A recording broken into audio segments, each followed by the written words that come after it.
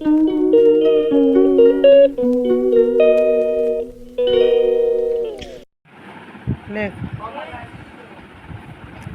হ্যাঁ, তারপর আটে অষ্টবসু লেখো, চয়ের মতো দাগ কেটে চয়ের মতো লেখো লেখো।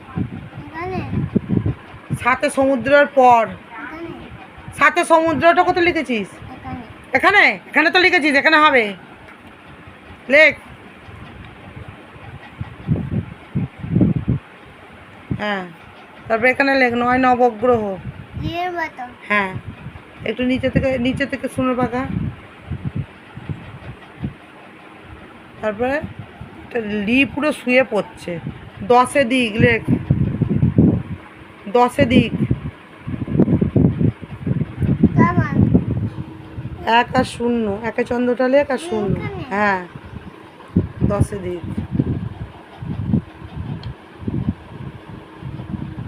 হ্যাঁ, তারপরে 1 10 1। হ্যাঁ, আর একটা 1 লেখ।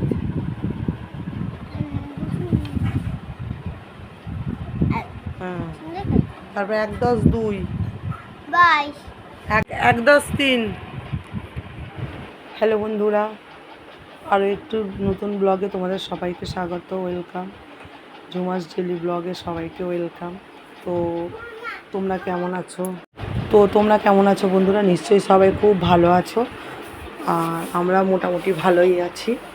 তো যা গরম পড়েছে আর কি বলবো, ভালো না থাকলেও ভালো আছি বলতে হবে। তো সকালবেলা দেখো, সকালবেলা উঠে এইসব কাজগুলো করে নিচ্ছি, কারণ নেই কাজ তো খইভাজ বলে। তো সেইটাই হয়েছে আজকে আমার সঙ্গে, কারণ আজকে তো পুজো টুজো কিছু করবো না, আর বাড়িতে তেমন কিছু রান্নাবান্নারও ঝামেলা নেই। কেন নেই, কী কারণে নেই, একটু পরেই তোমরা সব জানতে পারবে। তো সেই জন্য সকালবেলা উঠে এই কাপড় চোপড়গুলো গুছিয়ে নিচ্ছি, আর এমনি ঘরের টুকিটাকি কাজগুলো করে নিচ্ছি। আর এই পিছনে দেখো আমার বড় মেয়ে খেতে বসেছে, খাচ্ছে। আর রান্নার তেমন ঝামেলা নেই। তো কেন নেই এক্ষুনি বলবো এই কারণটা।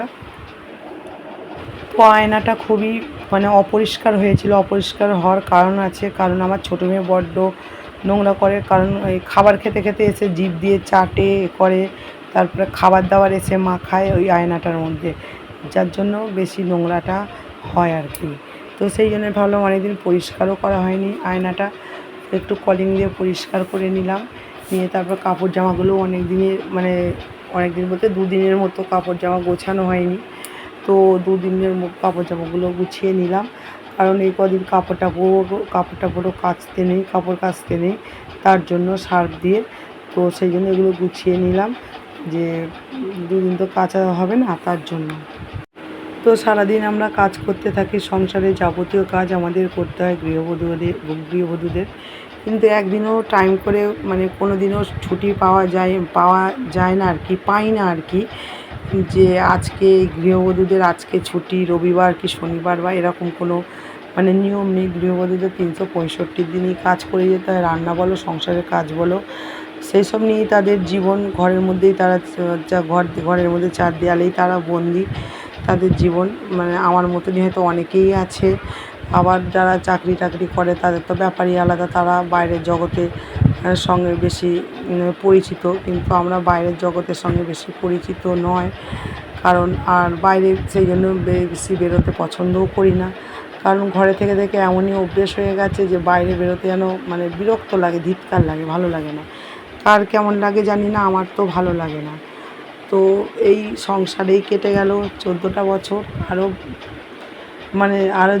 আরও কয়েক বছর হয়তো কেটে যাবে, এরকম করেই জীবনটা হয়তো শেষ হয়ে যাবে। এই সংসারে এই বাচ্চাদের মানুষ করা, বাচ্চাদের বড় করা, এই সবই আর কি। তো আর কি বলবো, তো এই পরিস্থিতি নিজেদের শখ আহ্লাদ সবটাই বিসর্জন দিয়েছি বাচ্চাদের জন্য, স্বামীর জন্য বলতে পারো, স্বামীর জন্য বেশি নয়, বাচ্চাদের জন্য বেশি বিসর্জন দিতে হয়। তবে সব মায়েরা সেটা করে না অবশ্য, কিন্তু আমার ক্ষেত্রে সেটা নয়। আমি বাচ্চাদের জন্য সব কিছুই ছেড়ে দিয়েছি, সব কিছুই ত্যাগ দিয়েছি আর কি। আমাদের সেই জন্য তো বাপের বাড়ির লোকেরা বলে আর কি, যে নিজের জন্য কিছুই রাখলি না, সব কিছুই বিসর্জন দিয়ে দিলি, নিজের বলতে কিছুই নেই আর কি। তো আর কি আর করা যাবে। যেহেতু এইটাই আমার সব কিছু স্বর্গ মত্ত সব কিছু, তো এর মধ্যে সর্বস্ব ঢেলে দিয়েছি। হ্যাঁ, কিন্তু রাগ হয় যখন স্বামী স্ত্রীর মধ্যে ঝগড়া হয় আর কি। তো ঝগড়া তো সব সংসারেই হয়, সব পরিবারেই হয়। তো এই সব নিয়ে সংসার, এই সংসারে মানে রাগ ঝগড়া ভালোবাসা সব কিছু নিয়েই সংসার, এই নিয়েই চলছে। আর বাকি জীবনটা হয়তো এই নিয়েই চলে যাবে এই সব করে।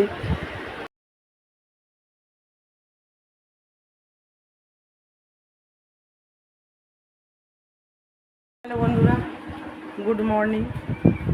আরও একটি নতুন সকালে তোমাদের সবাইকে স্বাগত, ওয়েলকাম।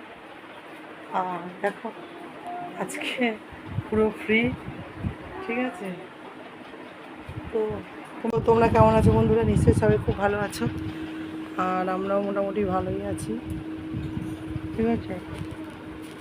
তো দেখো আমার চান টান হয়ে গেছে সকালবেলায়, আর এখন রান্না বান্না তেমন কিছু নেই, কারণ হচ্ছে আজকে থেকে মানে কালকে রাত্রিবেলা হঠাৎই মানে দেখতে পেয়েছে, হঠাৎই হয় যদিও বা এইসব জিনিসগুলো। তো জায়ের ছেলের ওই কী বলে ওইটা নাম করছে পক্স বলে, ওইটা হয়েছে। তো ওইটা হয়েছে তার জন্য তো এখন তো যেটা বলছিলাম আর কি, ওই তো জায়ের ছেলে নে ব্যাগটা সর বাবা, উলো বাবা, চুল আবার ছিঁড়ে ফেলবি। তো জায়ের ছেলে তো এটা হয়েছে, তো সেই জন্য এখন তো কদিন যে নিরামিষ চলবে তার কোনো ঠিক ঠিকানা নেই। নিরামিষ তো চলবে, তার উপর আবার খাওয়া যাবে না, কী বলে এটা, তেল হলুদ এইসব কিছুই খাওয়া যাবে না। তো কী বলছি, এই ছোটো মেয়েটা একটু কথা বলতে পারে, তো ভাতে ভাতি এখন খেতে হবে। ঠিক আছে, আমি পরে দেখছি, ভালো হয়েছে ফেলেছি তো, আপদ চুকে গেছে, আপদ মিটে গেছে, যা চিরনি। তো এখন তো বাচ্চারা উপায় নেই, শুকনো রুটি ফুটিও খেতে নেই, পরোটা রুটি খেতে যাচ্ছে, রুটি খেতে নেই, তারপর তেল মাখতে নেই, সিঁদুর পরতে নেই, লাল জিনিস পরতে নেই, অনেক নিয়ম অনেক মা শীতলা এসছে আর কি। তো এসবগুলো তো মানতেই হবে, পরিষ্কার পরিচ্ছন্নভাবে। তো সেই জন্য কাজও এখন কম, ঠাকুরকে পুজো করতে নেই, ঠাকুরের পুজোও বন্ধ, আর রান্না খাওয়া তো ওই তো ভাতে ভাত হবে, তার জন্যই ফ্রি এখন আমি এখন বিন্দাস স্বাধীনতা লাভ করেছি আমি, ঠিক আছে। আমি স্বাধীনতা পেয়ে গেছি। তো মেয়েকে পড়িয়ে নিলাম, ছোটো মেয়েকে স্কুলে পাঠিয়ে নিয়ে, দেখো এত গরম, অতিরিক্ত গরম। আর তারপর ওই স্কুলে কোনো পাখাই নেই, ইলেকট্রিক কত ডিগ্রি রে? 34 ডিগ্রি সেলসিয়াস গরম। তো তার জন্য স্কুলে পাঠাইনি। বাবা বললো স্কুলে পাখা টাকা নেই, গরমে মেয়ে কষ্ট পাবে, ঠিক আছে। তার জন্য বললো স্কুলে পাঠাতে হবে না, সেই জন্য যাইনি, বাড়িতেই পড়তে বসিয়েছি। আর একটু গরমটা কমুক, আর যদি সকাল স্কুল হয়, বলছে তো ভোটের পর নাকি সকাল স্কুল হয়ে যাবে। তো সকাল স্কুল হবে তখন নয় যাবে, স্কুলে পাঠাবো একটু। তা কোন সা IBA পাস করবে, কোন সা ডাক্তারি করছে বা ইঞ্জিনিয়ার করছে, তাই না, সেই সব পাঠায়নি, ঠিক আছে। তো এইসব ব্যাপার, আর কি বলবো, দুঃখের বিষয়, ঠিক আছে। তো চলো আবার পরে আসছি। আর ভালো লাগছে না, পাখা নিচে থেকে উঠতে ইচ্ছে করছে না, রান্না করবো। তো দেখি, ওই তো ভাতে বাচ্চারা উপায় নেই, ঘি আলু ভাতে দিয়ে, ঠিক আছে। আবার লাল জিনিসও করতে নেই। তো কারণটা তো জানতে পারলে বন্ধুরা, তোমাদের সবটাই বললাম, তোমরা সবটাই শুনলে।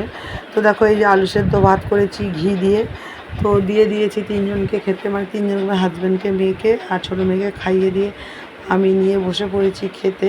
আর যেহেতু আলু সেদ্ধ ভাত একটু গরম গরম না খেলে ভালো লাগবে না, ঠান্ডা হয়ে গেলে। তরকারি হলে কোনো ব্যাপার ছিল না, যেহেতু ভাতে ভাত মানে আলু ভাতে ভাত, তার জন্য একটু গরম গরমই খেতে হয়। তো আমি তো জানি না, আমি তরকারি কিচ্ছু খাওয়া যায় না। তারপর দিদি বলল যে না, রিফাইন তেল দিয়ে খাওয়া যাবে, যেহেতু তেল মানে সর্ষের তেল আর হলুদ বাউনের পায়ে মানে দিয়ে মানে বাউনের পায় না, সরি, পুজো দিয়ে মা শেতলার কাছে ডাব দিয়ে তেল হলুদ দিয়ে পুজো দিতে হয়। তার জন্য সর্ষের তেলটা নাকি খেতে নেই, হলুদটা খেতে নেই, এমনি সাদা তেল মানে সাদা তেলই মানে বলি আর কি, মানে রিফাইন তেলের খেতে আছে। আবার তার উপরে আবার যেহেতু রুটি খেতে নেই, মানে ভাজা পোড়া মানে পোড়াটা খেতে নেই, এমনি চাটুর মধ্যে সেঁকে নিয়ে খেতে আছে একটা একটা করে। কিন্তু ওই এতগুলো রুটি একটা একটা করে করলে তো অনেক টাইম লাগবে, তার জন্য ভাবলাম পরোটা করব। তো দিদিকে জিজ্ঞাসা করলাম, আমার দিদি বলল হ্যাঁ এইসবগুলো খেতে আছে নাকি, মানে রিফাইন তেলের জিনিস খেতে আছে হলুদ ছাড়া। তো তার জন্য ভাবলাম তাহলে পরোটাই করে নিই। এমনিতে তো ওবেলা মানে আলু সেদ্ধ ভাত খাওয়া হয়েছে, আর বাচ্চাগুলো খেতেও পারেনি, সব থেকে কষ্ট লাগে ছোটো মেয়েটাকে নিয়ে, কারণ ও একটু ডিম ভক্ত বেশি। তো ভাত বাড়ছি তখনই বলছে মা ডিম হয়েছে আজকে। তো একবার যখন বললাম যে না আজকে ডিম খেতে নেই মা, কয়েকদিন এসব মুখেও আনতে নেই নাকি, তো তখন আর কিছু ও বললো না, আর একবারও উচ্চারণ করলো না যে আমাকে দিতে হবে। তো কিছু না বলে ওই আলু সেদ্ধ ভাত ঘি দিয়েই খেয়ে নিয়েছে। আবার বলছে এই পরিস্থিতিতে দাঁড়িয়ে নাকি এখন যদি মাছ মাংস ডিম এসবের কথা মুখে আনি তা নাকি মহাপাপ হয়, মহাপাপ করা হয়, মানে বলছে আর কি, বিভিন্ন ধরনের লোকের বিভিন্ন ধরনের বক্তব্য আর কি, এই আর কি। আবার গ্রামের দিকে একটু এইসবগুলো বেশি মানামানি হয়ে থাকে। তো যেহেতু গ্রামে বাস করি আর এই নিয়মগুলো না মেনে যাই কোথায় বলো বন্ধুরা, নিয়ম তো মানতেই হবে, সবাই যেখানে মানছে। আর যেহেতু সংসারে বাস করছি, সংসারে আছি, সংসারে তো নিয়ম মানতেই হয়। তো ওরকম বলছিলাম বলে বললো মানে এই অবস্থাতে নাকি বলতে নেই নাকি, এইসব মাছ মাংস এইসব মানে আমিষের কথা বললে নাকি মহা পাপ করা হয়। কি জানি এখনও কি মানে এরকম কিছু মানে আছে নাকি জানা নেই আমার। তবে কিন্তু যেহেতু শাশুড়ি টাশুড়ি বলছে সেহেতু মানতে বাধ্য, ইচ্ছা না থাকলেও মানবে না। ঠাকুরের জিনিস অবশ্যই মন থেকে মানছি আমি, তাতে কোনো সন্দেহ নেই আর কি।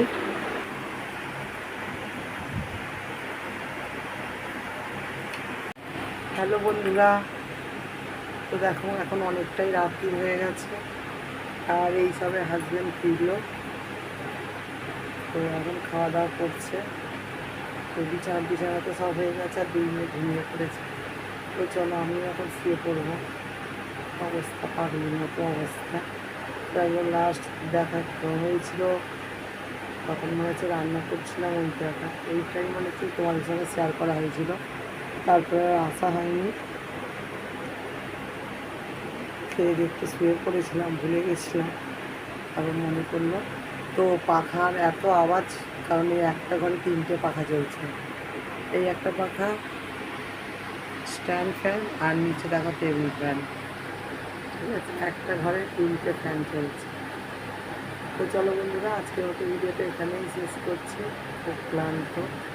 আবার দেখা হচ্ছে পরবর্তী ভিডিওতে। তো তোমরা খুব ভালো থেকে সুস্থ থাকো এবং পরিবারের সবাইকে খুব ভালো রেখো এবং পরিবারের সাথে থেকো। Good night, tata.